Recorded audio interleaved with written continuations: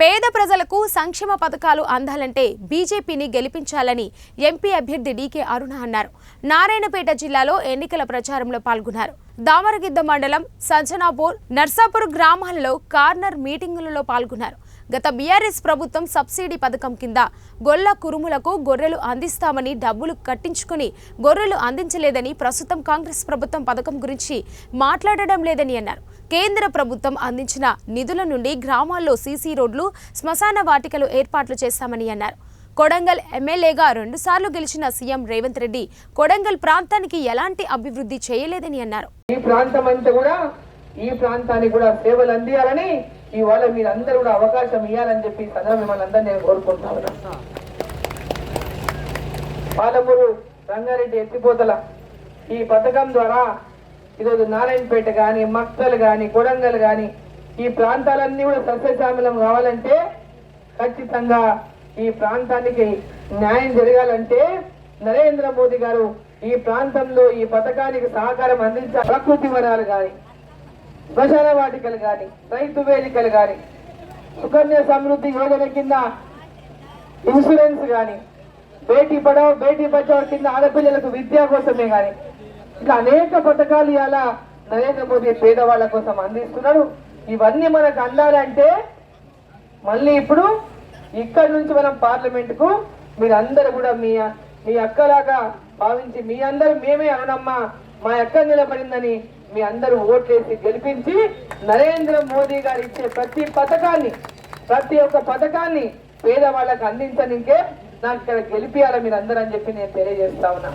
అక్కడ ఆయన ఇస్తున్నాడు, ఇక్కడ ఇచ్చేటోడు లేడు. ఎవరినో వేరే గెలుస్తున్నారు, ఓట్లు మనకు చేసేటోడు లేడు, చెప్పేటోడు లేడు. అది ఎట్లా చేసుకోవాలో చెప్పేటోడు లేడు, అది ఎట్లా తెచ్చుకోవాలో చెప్పేటోడు లేడు. కాబట్టి ఈ ఎన్నిక దేశం కోసం జరుగుతున్నటువంటి ఎన్నిక. మొన్న మీరు వేసినారు, ఓట్లు అయిపోయిన ఓటు రాష్ట్రం కోసం వేసిండు.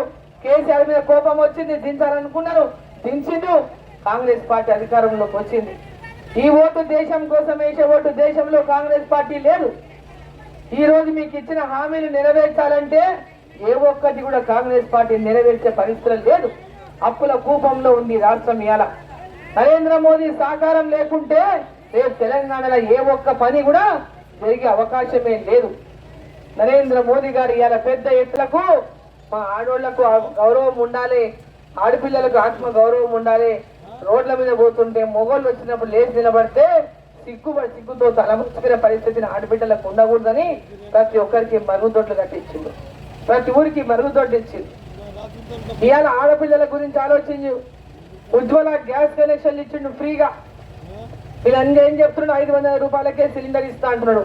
నరేంద్ర మోదీ ఇచ్చేది ఉజ్వల గ్యాస్ కనెక్షన్. ఇవాళ నరేంద్ర మోదీయే 350 రూపాయలు సబ్సిడీ ఇస్తున్నాడు. 875 రూపాయల సిలిండర్. వాళ్ళు 1200 అని చెప్పి మోసం చేస్తున్నారు.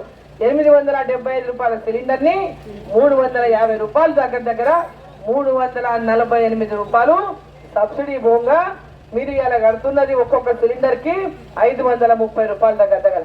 అంటే ఆయన 500 సిలిండర్ ఇస్తా అంటే ఎంత ఇచ్చినట్లయితే రేపు 30 రూపాయలే.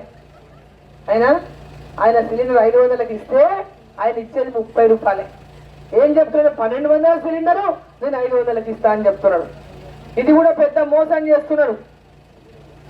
ఈరోజు ఎవరికైనా వచ్చినా కొందరు 500 రూపాయలు సిలిండర్ తెచ్చుకున్నారా? 500కే సిలిండర్ ఎవరైనా తెచ్చుకున్నారమ్మా? 200 రూపాయలకే కరెంటు బిల్లు, 200 యూనిట్లే కరెంటు బిల్లు, 0 బిల్లు వచ్చిందా మీకు? బిల్లు వచ్చి లేదు. నరేంద్ర మోదీ గారు ఏం చెప్తున్నారు, మన ఇంట్ల మీద చెత్తులు ఉంటాయో, ఇంట్ల చెత్తుల మీద కరెంట్ అంటే సోలార్ ప్యానెల్ వేసుకుంటే 70% మనకు సబ్సిడీ ఇస్తున్నారు.